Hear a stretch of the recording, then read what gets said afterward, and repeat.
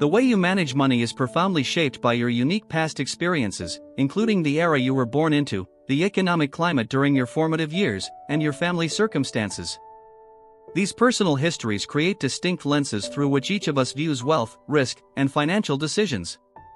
For instance, someone who came of age during a severe recession will inevitably approach saving and investing with a different mindset than another who matured during a period of market prosperity. What you personally lived through often holds more sway than any textbook advice.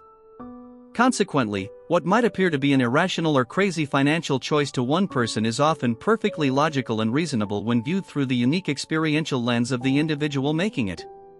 We should therefore be less quick to judge how others handle their money, recognizing that everyone is simply striving to make the best decisions possible based on their own information and life experiences.